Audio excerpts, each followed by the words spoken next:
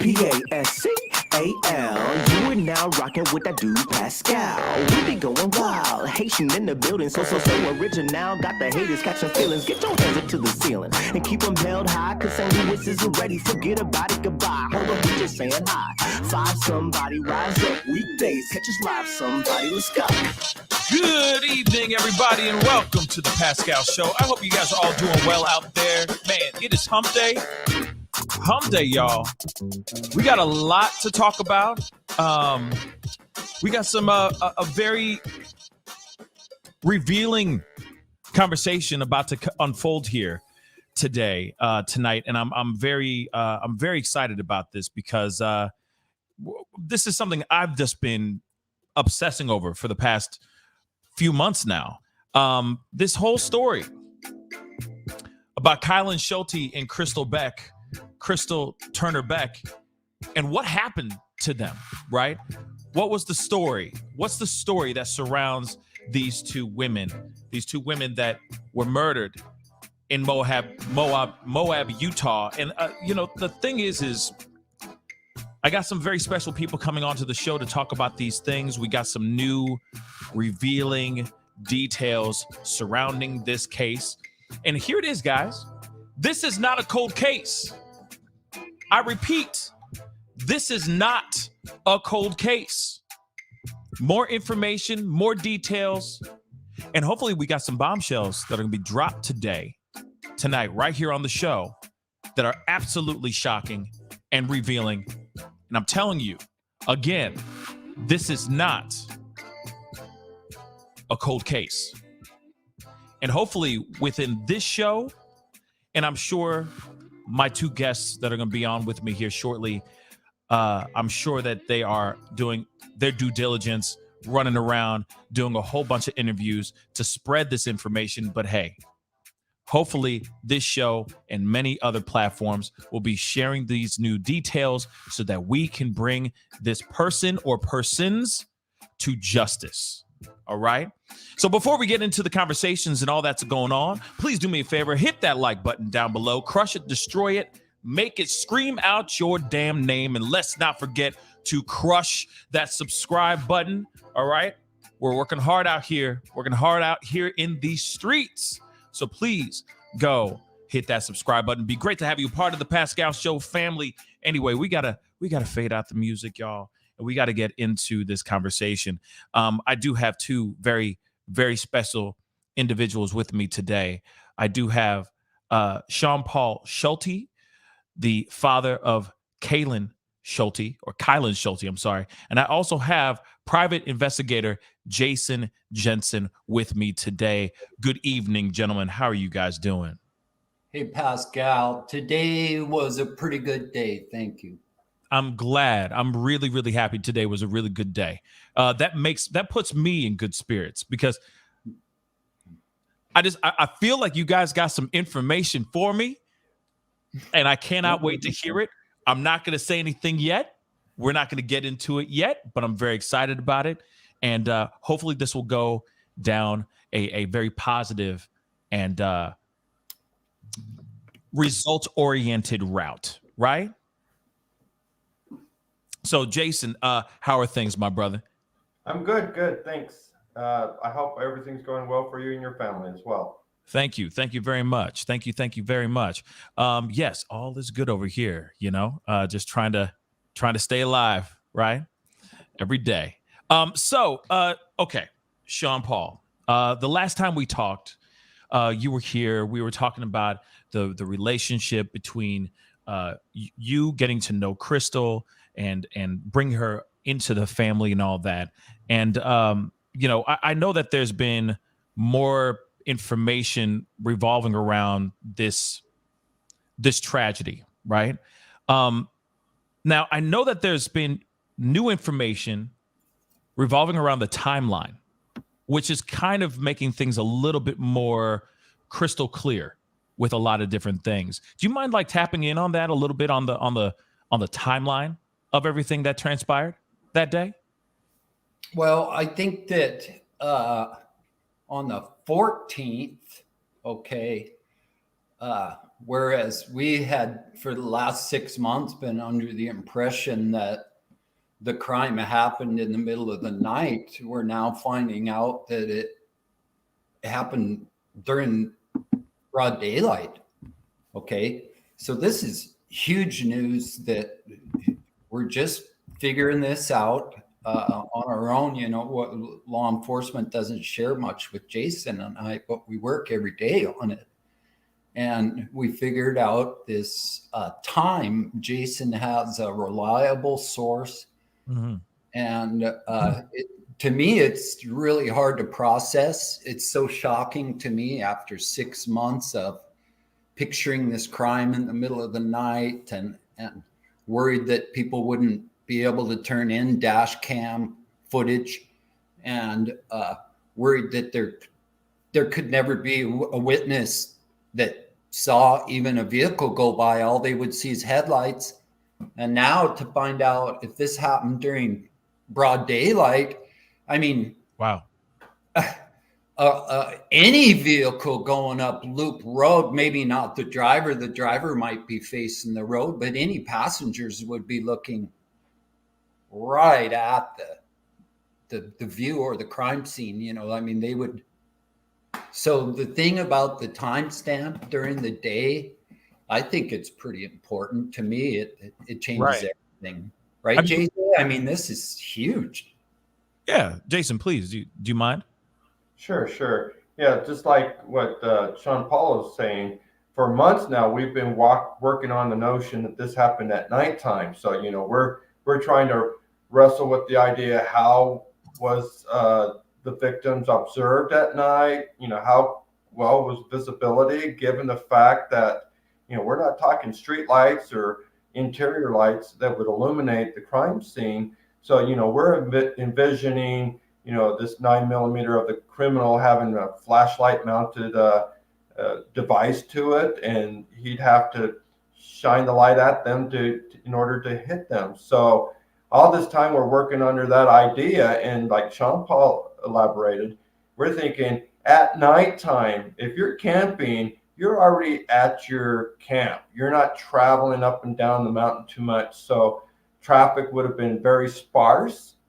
And so, you know, we've had to deal with appealing to the public to give us video, dash cam, GoPro images, or, you know, drone footage for a large window from like the 10th of August to the 18th in order to perhaps see the bad guy's vehicle way before the crime, or if by chance he would come back to the scene of the crime afterwards.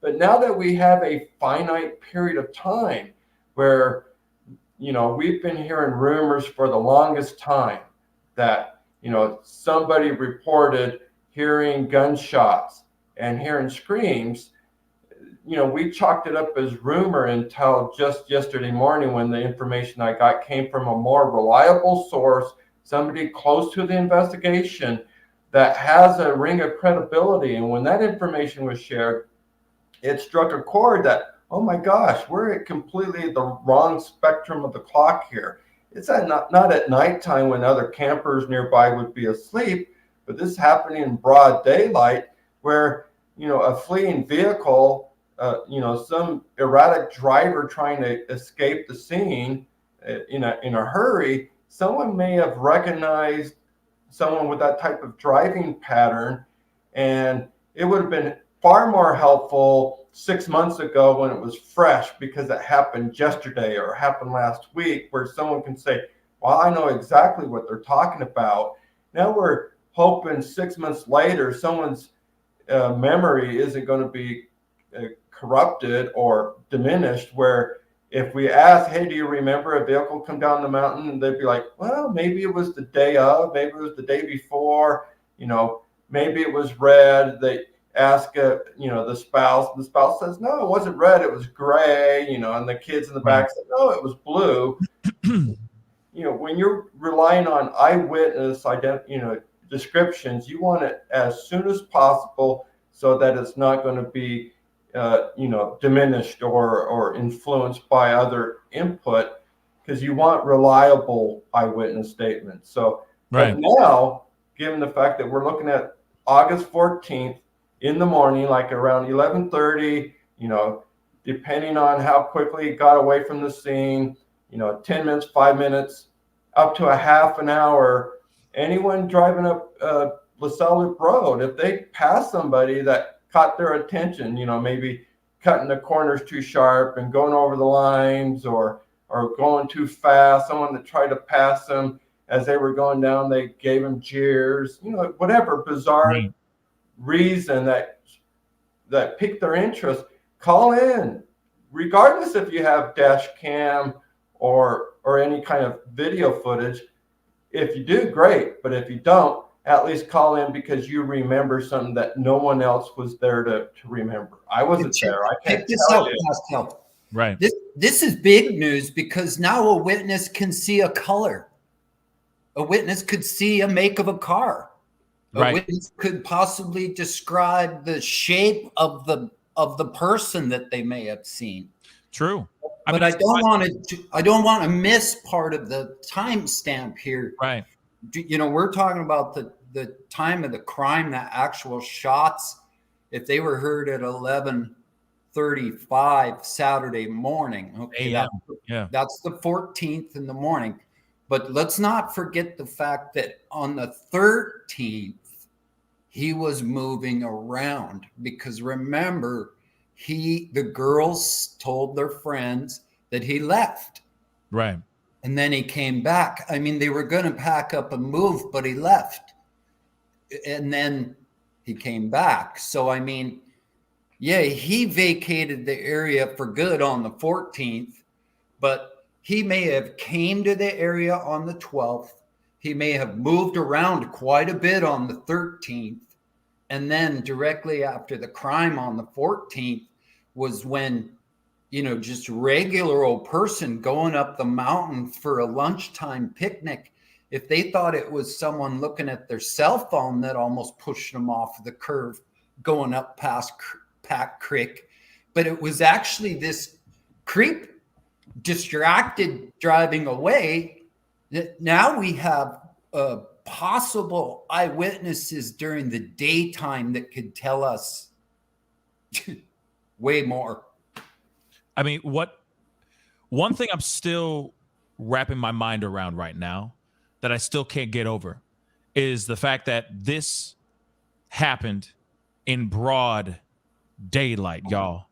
I still don't in broad daylight. I still can't wrap my mind around that there could possibly be people that drove by, people that were hiking, taking a bike ride, you name it, anything that could be out here right now could have seen an act happening and maybe just didn't even know. Maybe Pascal, let me paint you a little picture, okay? Sure. That's the busiest weekend that Moab has. It's in the middle of the summer on a Saturday afternoon, okay?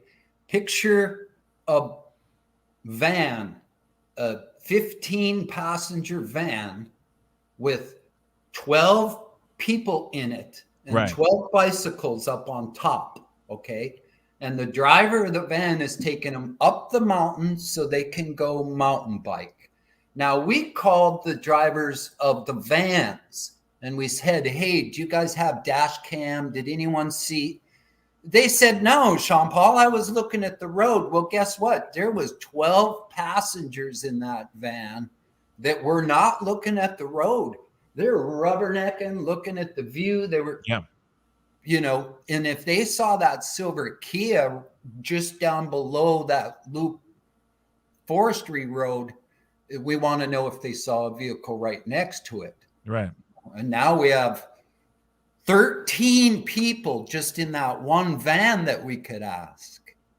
That is that's a very good point right there too. Now I do have some footage that I want to show you guys. And thank you to Jason Jensen. Thank you, Jason, for sending this information, all this footage to me. It really does mean a lot because I think this will give you guys, our viewers, our family, a better idea of what it would have looked like in broad daylight at around 11:35 a.m. on August 14th. So I'm going to show you guys this footage here really quick, if you don't mind, guys, because it definitely will shine a little bit more light, right, around this particular situation. So, Jason, if you don't mind, do you mind walking us through this footage here real quick? Sure, sure. This particular footage was actually recorded by a drone operator. His Twitter handle is Dell2000, and he's been a very big help in the case, spreading the word, getting the word out. And basically what we're seeing here is footage from the perspective of above the cabins at the Whispering Oaks Ranch, where there was a wedding on the date of the 14th, and it was literally between a third of a mile or a half a mile away from the crime scene. So as we get away from those cabins, as we're getting closer to the crime scene, eventually this drone footage will actually drop down into the area where the girls' campsite was. And so as we get here, see now all of a sudden there's the creek where Right. the girls were found. Right to the left there is where they were camping, and see the cross there commemorates where their bodies were found, and it's a memorial now. No, we have a couple So more. here's another view. So see where there's actually campers there? That's the side of the road where you can access to the camp. Those two groves of trees, in the middle of those two groves of trees that we just kind of passed a little bit beyond. In between that is where the girls were camping with their tent, and that's where the Kia was parked. We believe to the other side of that, the north side of that, where you just barely went out of view, that's where the camper that they call the creeper dude was. That's where we believe he was camping at. Wow. Okay, now fast forward this part here just a little bit. And right here, stop right here, Pascal, if you can. Okay. Up and to the right in this picture is Loop Road. Right, that road there that goes off into the distance on the right-hand side from the right margin, that is the LaSalle Loop Road. And you can see right above that van going up the road, some cell towers. Now down below here in the forefront, that's the dirt road that comes off a Loop Road. So, I mean, the girls were right there. So if this is a van right here full of mountain bikers, which I think it actually is in this footage. Yeah, in a little bit, the drone pans over a little. Then they just looked right over the crime scene, that whole bus full of customers. Wow. And what I also want to point out is how broad daylight this actually is. How there's really not a whole lot that could really obscure anyone's visual or visage, right? It's insane to think that this happened and no one saw anything. Really, everybody who's watching right now, if anyone knows of anything or was driving through this area during that time or is watching it as a part of that van life and you might have it caught on your GoPro dash cam, please share this feed. Please contact us. Let us know what's going on here, because this is crazy to think that no one saw anything. Right there. That's how close Loop Road is to viewing the crime scene. It's just look over your shoulder, look down that little dirt road that caught your eye, and see if you saw a vehicle coming or going off of it right there. Yeah. And then just over this way now, that's Whispering Oaks and the mountains. Right. And then this is back where at the. Did you stop right here, Pascal? Yeah, if you stop right there. The girls were camped on this side of the tree, and I think the creeper was camped on this side of the tree. That close. Like, that's the insane. girls were on that side of the tree, and he was on this side of the tree. Even though there's that huge open field where he could have camped, he intimidated them by crowding them in that huge. Look how vast that area is. Absolutely. Yeah. It's in crystal clear view. It's just I hate to sound like a broken record, but I still find it strange that no one saw anything.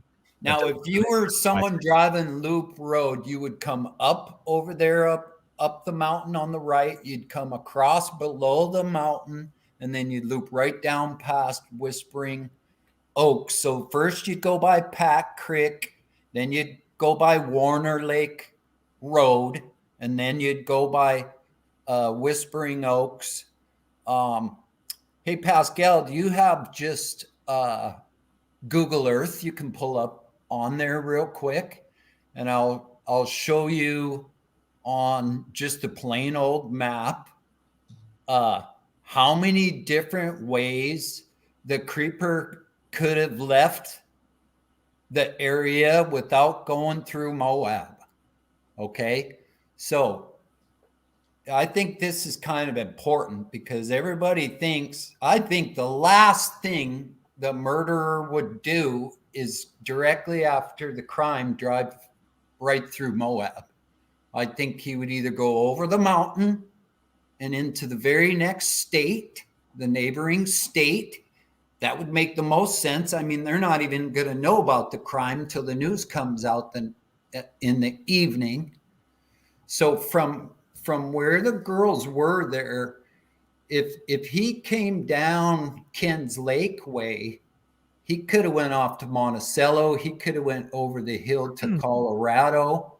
And if he went the other way towards Castle Valley, he could have turned right and went off to Gateway, Colorado, as opposed to turning down in towards Moab. So without even looking at the map, the whole point is there's not just one escape route through town. He didn't go through town and stop and gas up and get caught on video. He may have, but right. I think that hopefully some viewers are on the western slope of Colorado and they're thinking about someone who was coming down their side of the mountain that they thought was a distracted driver, something that just stuck out in their head. Yeah, it's still so wild to me. This whole thing is unfolding. More information is coming out. Broad daylight, right? On the 14th of August, around 11:35 a.m., which is still wild to me. Unfortunately, I can't do the Google Earth right now because we got to keep moving. There's a lot to unfold here. Now, there is something I wanted to talk specifically to Jason about because, I know that you've been investigating and deep into this case like crazy, and I appreciate you for taking in your time and dedicating your time to finding out more information about this. But there was some information that happened about last week or a week before this, at least. People who have been covering this story, people are going crazy about this, right? About these new details, and that there were warrants that were unsealed as of last week or the week before. And before I get Sean Paul's color commentary on it, because he and I had a great conversation about it. But I want to know what was unsealed. What were these warrants that were unsealed, and are they something that we should be looking into and caring more about, putting more attention to? Sure.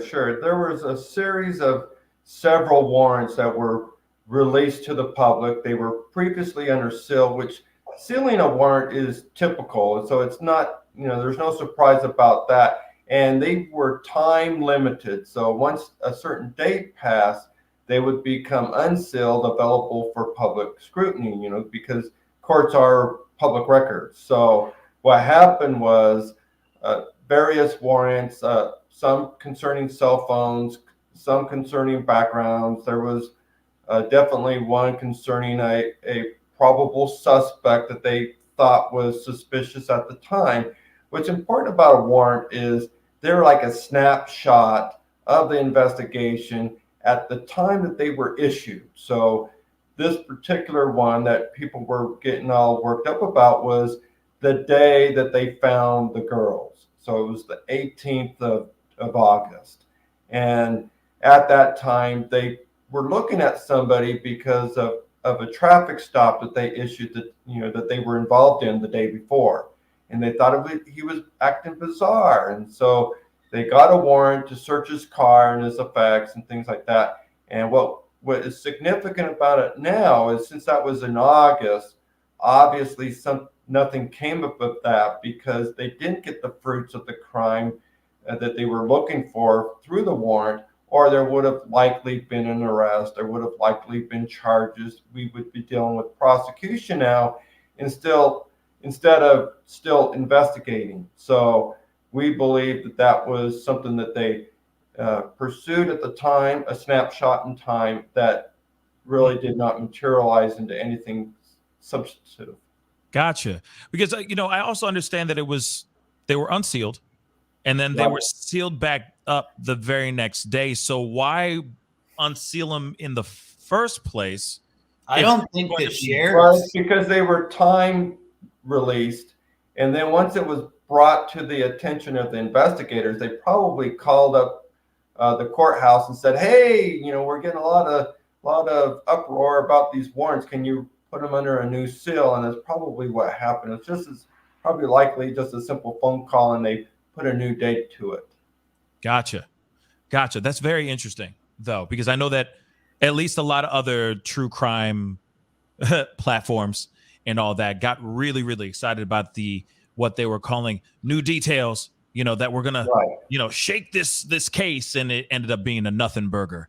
Right. Well, it was new to the public, but it was old material. It was information that was relevant in that time on the 18th, and then obviously the 19th, 20th, whenever they were done with their search and nothing materialized, it quickly dissipated to nothing. Gotcha. Interesting indeed. And thank you so much for clarifying that, because I know that a lot of us who have been following this case have been wondering what the heck is going on, right? Right. Now with Sean Paul, I know that you are in the middle of doing a lot of different things for these two wonderful women that are no longer here. Can you tell us a little bit about this Volkswagen? the Beetle Bug? Doing? Yeah. I want to know a little bit more about this. It wasn't me, Pascal. So I opened up my Remembering Kylen and Crystal Facebook page, and there's a picture of a beautiful 60s white Volkswagen Beetle Bug. And it's covered with sunflowers and roses. I mean, it's crazy. And I'm like, what's going on here? And then I got a message from Elise saying, look what Pimo and I painted for the girls, and we want to rent the billboard right next to this thing. So we said, all right, well, the Beetle Bug with all the flowers on it, there you go. There it is. That can remind the people that, we're still looking for the killer, and here's some sunflowers and roses to remind you. Now the billboard right next to that, we almost rented it, and unfortunately a skin went up on that thing like day before yesterday, so we weren't able to get that one. But the whole idea of the Beetle Bug is to bring a little bit of attention, but the next level, the next step is to take that billboard and put the tip phone number on there and a picture of the girls, and then put all the hashtags and everything on there, so that not necessarily so that the sheriffs will see it every day, but I'm thinking more on the lines of the sheriff's wives will see it every day. Right. And when their sheriff husband comes home, they'll say, honey, I had to drive by that sign. Did you solve that case with them two beautiful girls yet? So the Beetle Bug's the first step. I like that.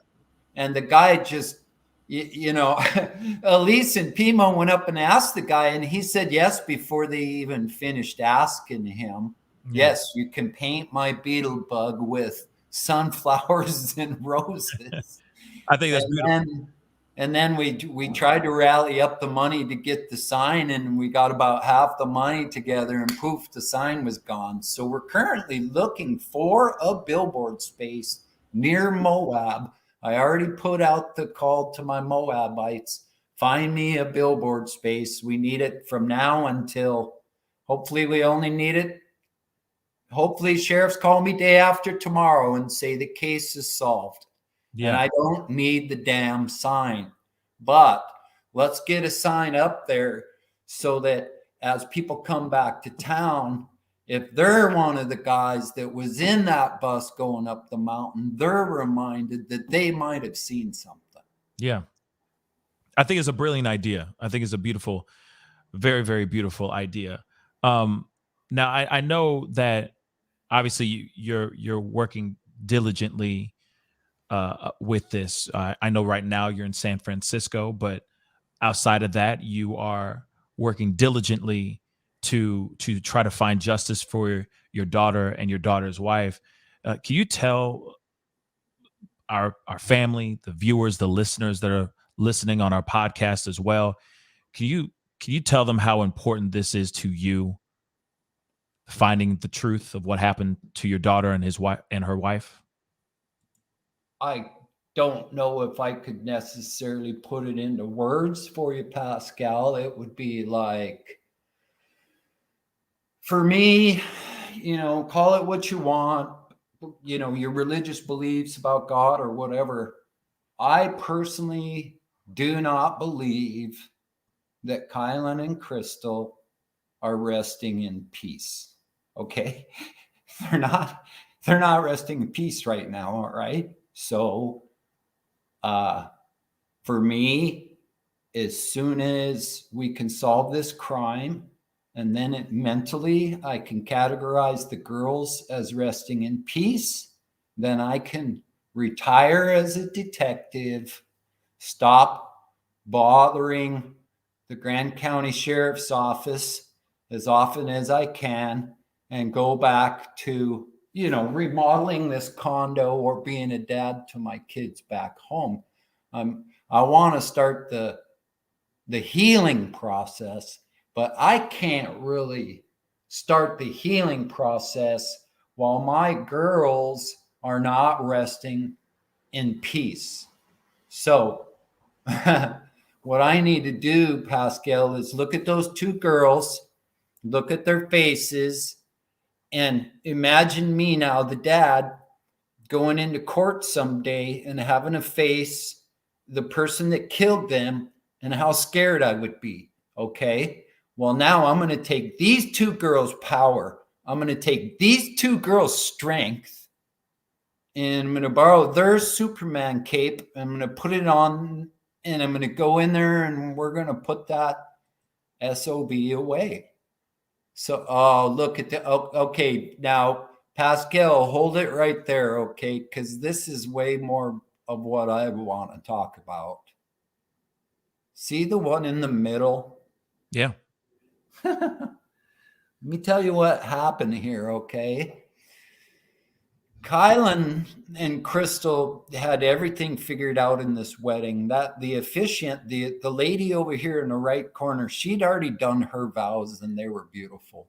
Mm-hmm. Well, now the girls had their own vows, and Kylen rocked Crystal with her vows, and there was a beautiful slow motion TikTok Rachel did. It was fantastic. But then it was time for Crystal to read Kylen her vows, and Kylen got faint.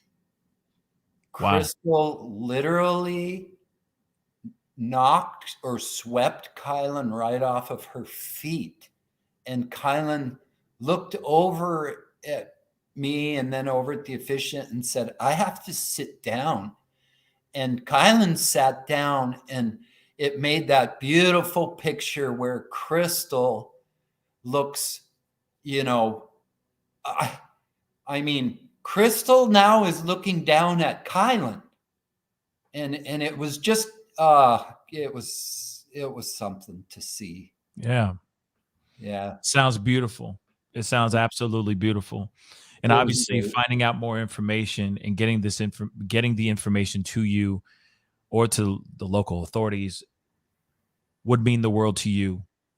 And of course, to Jason Jensen as well. So Yeah. you can get this person to justice as quickly as possible, right? Right, Sean? Paul? Yeah. And I mean, we've kind of known all along this whole time that I can't solve the case. Even Jason, we can figure out all the best person of interest, but Grand County Sheriff's Office has to turn that person of interest into a suspect, and the FBI probably has to use their technology to button up the evidence. It's going to be pretty hard for me to go cuff and stuff someone. I just want to make sure everybody understands that as much as everybody wants to help, we're not making the arrest here. We're helping Grand County Sheriff's Office. Right, Yeah, JJ? I mean, from the minute, I met you months and months ago when I was doing clues at my clue booth. We knew that from the start. Right. We're a resource. We are primarily available here that if there's any individual that has details that's relevant to solving this case, but for instance, they feel reluctant to speak to the police for whatever reason they may have. It doesn't have to be, it's personal. Sometimes it takes a lot to talk to a police officer. Sometimes you've had bad run-ins with the cops. Sometimes you have distrust. And right now we're in a environment where a lot of law enforcement are not to be, trusted. There's a lot of people out there that don't like police, don't want to communicate with the police. So, for fear of being arrested or whatever it is, they can talk to us because we will take that information. We can keep them anonymous, pass along the information, and it becomes a moment where the details of the information they're providing is more important than the person delivering the information. Because oftentimes that's what people are really fearful of is, I got something I want to tell a police officer, but they're going to arrest me. Maybe I have a warrant from a traffic ticket. Maybe I'm afraid that they're going to find a reason to arrest me because, I've had run-ins in the past, or, I've never had an encounter, but I'm afraid because of all the politics we're hearing in the news and all the other incidences where, gosh, you can get killed for selling a single cigarette. Really? You can get killed for walking across the street jaywalking? Really?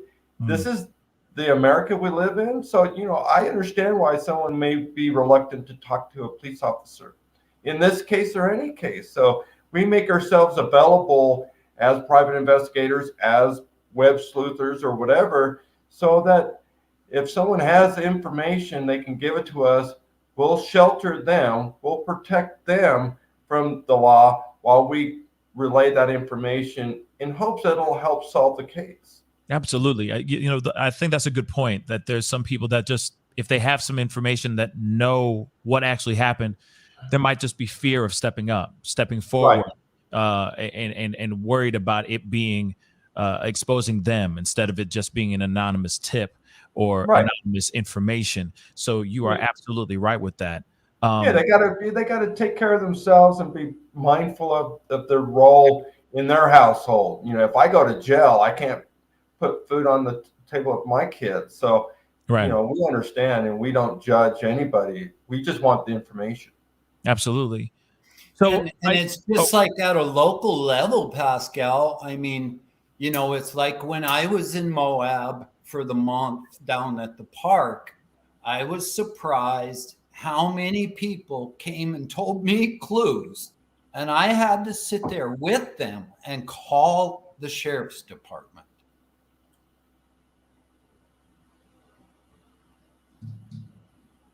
I think it's important that we get this information out as much as possible, as quickly as possible, anybody out there that has this kind of information, I think it's incredibly important that you don't have to worry about getting exposed or getting in trouble or anything of that sort. You can make an anonymous tip. You can say what needs to happen. You need to say. Let's be real.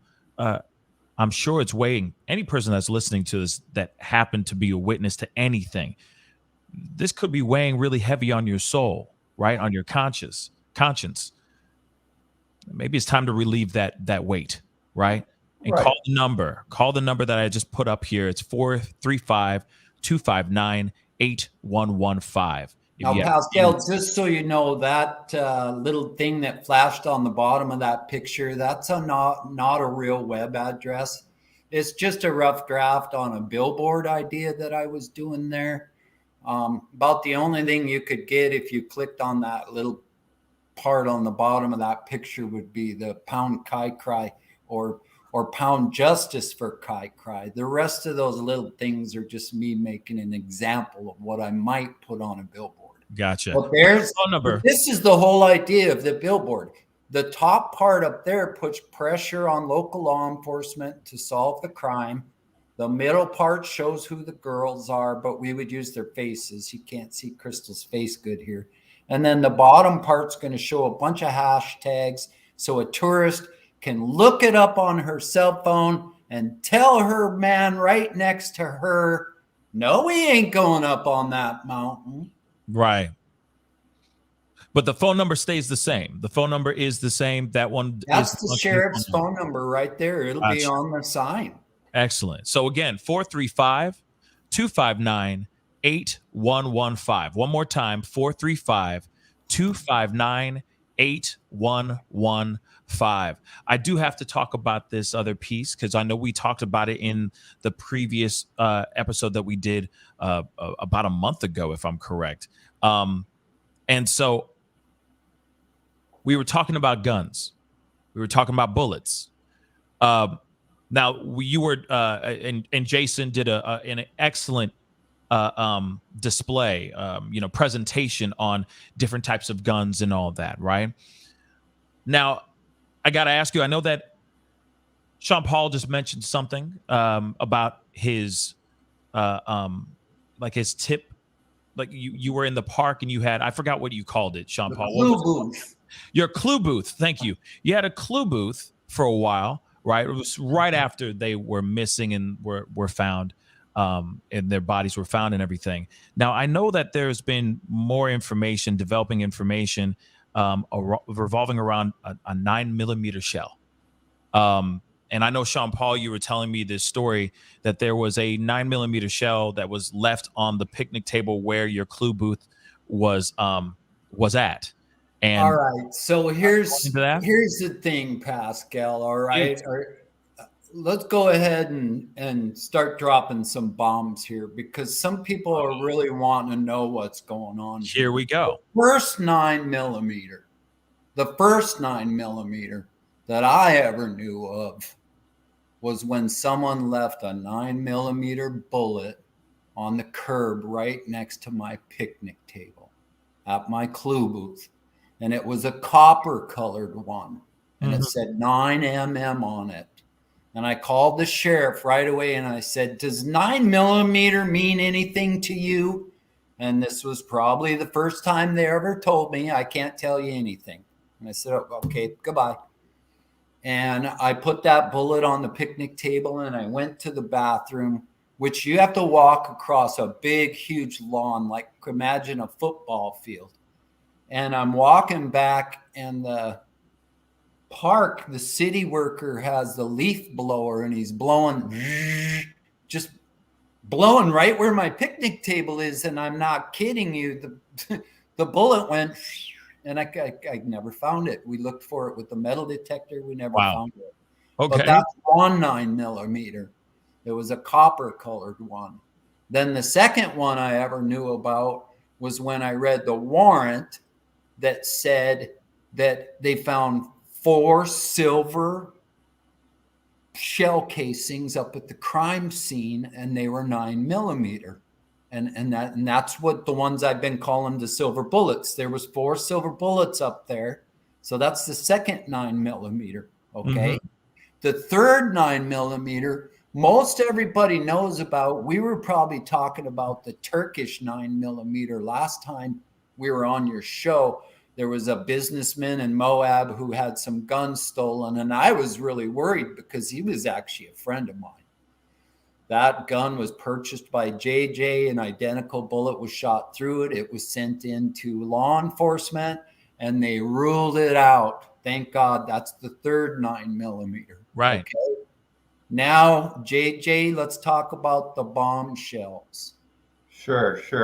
So months ago, what you're talking about, Pascal, we launched a campaign asking the public, if you in the Moab area or the Western Slope, somewhere near the Moab area that would be relevant, if there was a story about a 9mm handgun, someone trying to dump a gun, sell a gun, you found a gun, something like that, we wanted to hear about it. Well, much to our surprise, it's such a small community like Moab, you wouldn't think you'd get more than 1 or 2 stories, but so far we're up to 4, where in fact, just yesterday I received literally in the mail, duct taped, a cartridge, a full magazine filled with bullets in it that was through the mail. Someone said, this is relating to my family. Something about this gun is interesting to me. I want to send you some information. Well, I didn't just get information. This could be evidence. It was a magazine, and it's full to the top. And I mean, I'm like, JJ, what are you talking about? Someone sent you a magazine loaded with bullets in the mail? What? He said, yeah, in the mail. It just came. Remember, I was saying I was waiting for something in the mail. And I was like, yeah, I thought we were waiting for a clue. And he said, you won't believe what they sent me. Now, at this point, I says, well, JJ, how the heck are we going to know what kind of gun it is if all we have is the bullets? And he looks at me kind of like I'm a rookie, because I'm kind of the rookie cop here. And he says, it's right here on the clip, the make and model of the gun. Whoa. So we don't need the gun to do ballistics. We just now have to get the same make and model. Holy and cow. shoot the same, and we can actually see if the riflings match the crime scene. Okay, so now, if this is entirely true, right? If okay, hold on, time out, because there's a lot to unfold here. What? Okay, first off, what the hell? Okay, second, what? Okay, I got a bunch of questions here. Okay, all right. When it was in your mailbox, right? It was sealed up and everything. It was like a package. Yeah, a package, just like a small 6x4-inch manila envelope, and it's got their name and everything, address, just like you're just mailing a letter. Wait a second. It's like bulky, and I'm like, what's in this? And I'm like filling it. So you're telling me their name was in it? Their name was on the package. Right. Their name is on the package. So somebody mailed it. Contrary to the worries you might have, is like when you send something in the mail, they're like, is there anything dangerous, hazardous? You know what this person said? This is a loaded magazine with gunpowder. I bet you the person said, no, there's nothing hazardous in there, thinking that without the gun, without the trigger, that it's not hazardous. And she mailed it. But hold on. Okay. Time out. Now there's a lot of things to unfold here, right?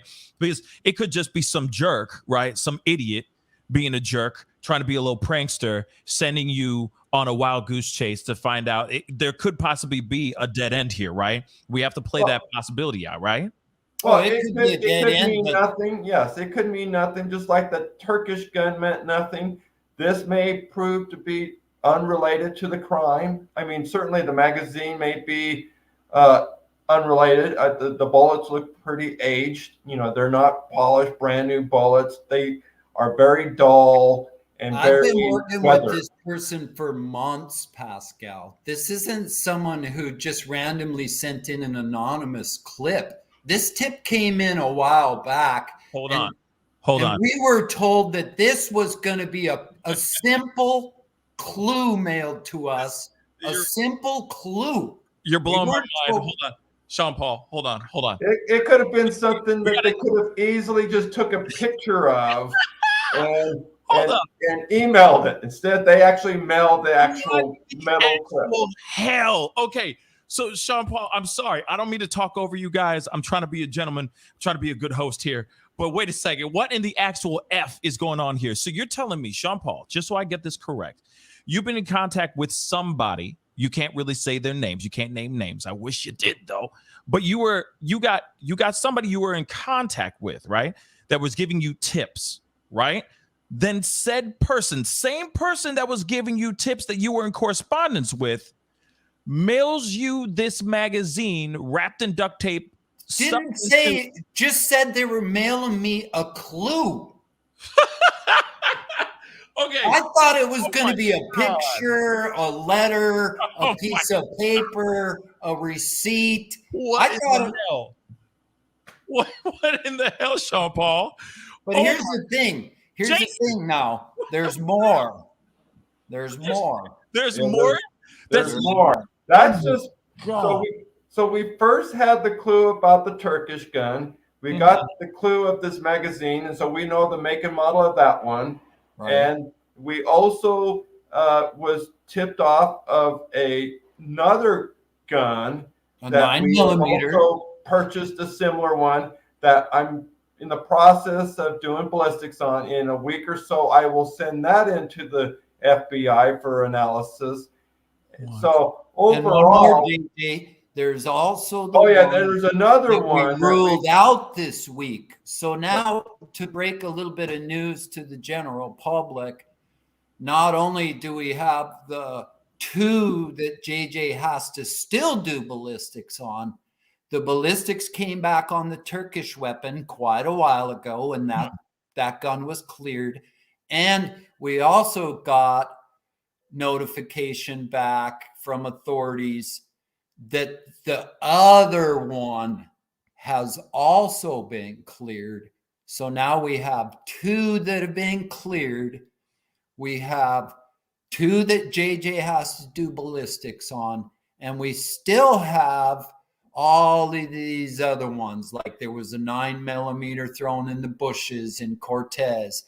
There was a guy who escaped from there was another guy who was let out on a clerical error. There's quite a bit of guys who kind of meet the MO that we haven't been able to match up a 9mm with. But in little old Moab now, and let me ask, I got a question for you, Pascal.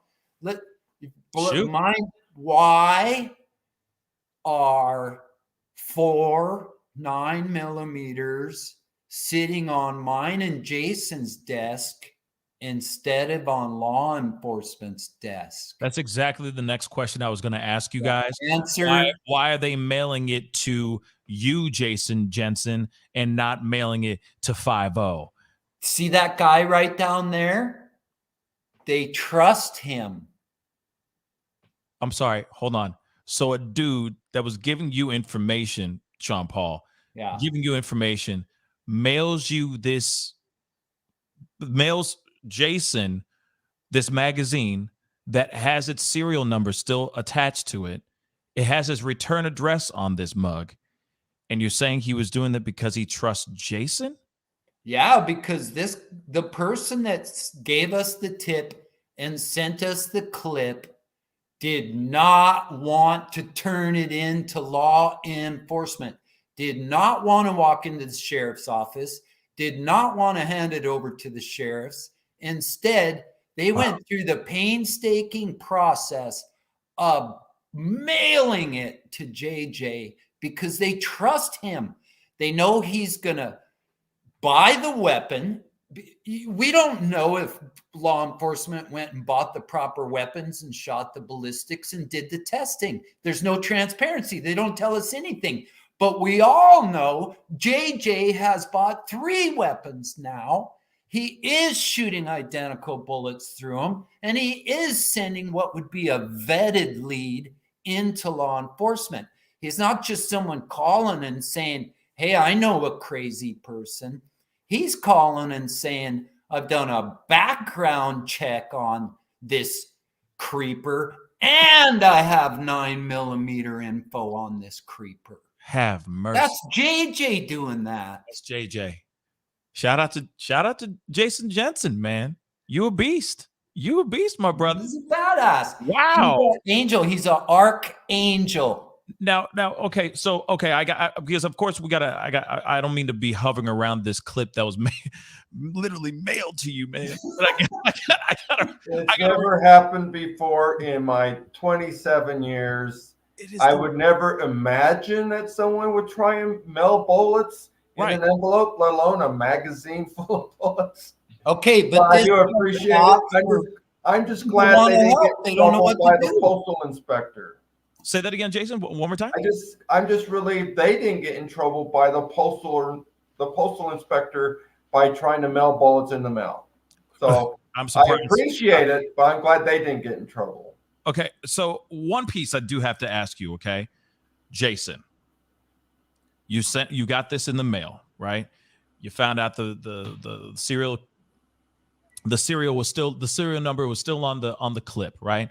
You got the return address from where this was sent to you.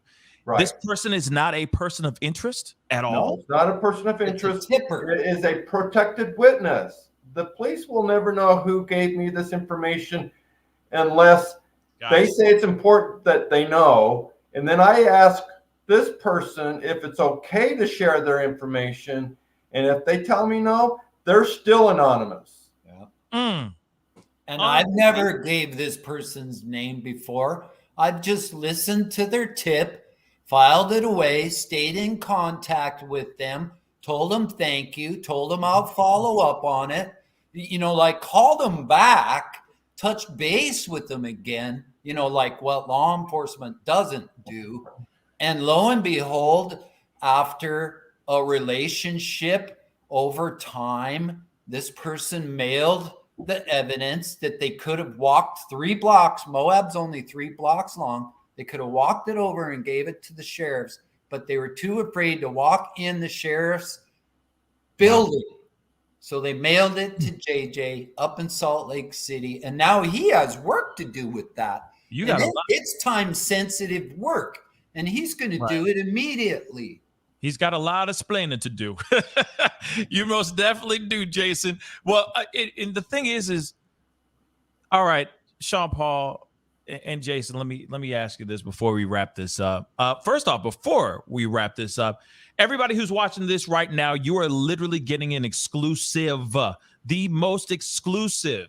All right. They were just on Court TV yesterday. They held this information just for me and this platform and for all of the family members that are listening to this show right now. So do me this solid, okay? Because they did me a solid. So do the solid back. Share this feed, share this show, cut out a clip of this and share it all over the place. Let everybody know that there's new information out here. Bombs have been dropped, bombshells today, guys. We're getting closer and closer to this. But Jason, you were going to say something before I ask you this question. Yeah, but we're not done because we may eliminate both of these 2 guns. The gun that's relating to this case may still be out there. So we're still asking if anybody else hears of a 9mm that's in question to them that they think may be tied to this crime, please let us know whatever it is. Because once we can rule out the type of gun, the make and model by the ballistics, then we know that we can pass this information back to them that, hey, your information's safe. It was a dead end. Your loved one, your neighbor, your friend, your suspect is not a person of interest. Yes. Wow. Okay. So one last question, because obviously you were just tapping on it a second ago, and I'm going to ask it anyway because that's just the kind of guy that I am. When it comes to the fact that you guys received this information and not the police, not Moab police, where do you stand now with your relationship with law enforcement in Moab? Jason? Well, it's always a one-way street. We give them information. We don't ever expect to get anything back, and there's some good policy reasons for it. And sometimes there's just crappy reasons that make no sense, just like the time of the death. Most of the time in cases that we hear in the news, there's always some kind of understanding with the general public because they're covered by the news. Hey, last night, on such street, there was a shooting, someone left the scene. People know the time of the death. Why keep the details of this murder away from the public? Makes no sense to me. And the experts that I've talked to all agree that it's important to get that out. And just like Sean Paul explained earlier today, gosh, there's a big difference between someone going, oh, it happened at near noon. Oh, we were driving up at noon versus 1 a.m. Oh, we weren't anywhere near then. Don't bother to look at the video because it's not going to show anything important. But giving this information out correctly to the public sometimes is beneficial. Sometimes it's not important. Sometimes they hold something back, and we can respect that. But this is a big gaffe, in my opinion, that the police should have let this information out. That's very, very true. Sean Paul, your thoughts? It's something I still can't believe. I mean, imagine now, every day of my life for the last 6 months, every single morning when I wake up, I relive the horrible, brutal crime every day. Okay, so now 6 months later, why? And they didn't even tell me. It's just the tippers keep saying, no, this is the time. And the sheriffs, it doesn't make any sense to me, Pascal, that this information would hurt the crime in any way. Wait a minute. If you don't have a suspect, and if you're asking the public for help, then why are you against us telling them that it happened during broad daylight? Someone might have seen it. Right. Come on. So now I still have a working relationship with Grand County Sheriff's Office. Pascal, I'm not going to bite the hand that feeds me, okay? But I am going to light a fire under their ass every day until I fall off the end of the earth. I don't care if we have to buy 109 millimeters until the right bullet goes through one of them. I'm not stopping. It's not going to be a cold case. Damn right, brother. Damn right. And it's not, especially if you're getting more information, more things being sent to you guys, like this bombshell that you guys just dropped on the show. That's huge. And I'm hoping it leads you guys on the right journey, right? That it's not just some dead end. So I'm praying for great results and a great, a justified ending to this story. Jason Jensen, Sean Paul Schulte, thank you guys so much for being on. I really, really do appreciate it. Thank you, Pascal. Thanks for having us, Pascal. We really appreciate you putting out the word. And before we fade away, I just want to tell you congratulations in your personal life. I just want to let you know that JJ and I are going to try like hell to have one of these persons of interest turn into a suspect before your wedding. Okay? I'm liking that. I'm with it. And that doesn't mean you can change your date, Pascal. Don't be changing your date. And I'm still thinking about what to get you. Don't worry. I'm going to keep it the exact same. It's way too expensive to change it. But anyway. Call in the tip line. Call in the clue. Yes. Let me do that one. Send JJ a clip. Send JJ a clip in the mail. Absolutely. But send a video clip, okay? Absolutely. No, I'd rather have a tip than a clip. But it's okay. Yes. And of course, that is very important that we talk about that as well. I want to pull up this number one last time. Again, it's 435-259-8115. One more time, 435 259-8115. If you have any information out there, please do not be shy. You're not going to get arrested. You're not going to get thrown behind bars, okay? You're not going to get locked up here, all right? This is just information to get us closer to finding justice for those two beautiful women. Again, Sean Paul Schulte, Jason Jensen, thank you guys so much. Seriously, Godspeed on your search for justice. I appreciate y'all for being on. Thank you. Thanks, Pascal. Thank you, JJ. Talk to you guys soon. Talk to you Before my wedding. Before my wedding. All right. Bye, guys. Listen, guys, as you heard it here, I'll say it again. Those two individuals are working day and night. They're working diligently, passionately, trying to work to find justice for these two women, Kylen and Crystal. Please, if you have any information, you happen to be going through that area on that particular day, and you may have seen something. If you had a GoPro, a camera, whatever it might be that happened to just capture your travels, right? Please go back, take a look at all that old footage and see if you may have found something big. You may have found something. You may have captured something that you didn't even know. But anyway, guys, it's time to get going. You guys are incredible. Thank you guys so much for being on here. Stay blessed out here, and let's get justice for Kylen and Crystal with the quickness. All right? It's time to get going. Be good to yourselves. Be good to one another. And I'll see you guys very, very soon.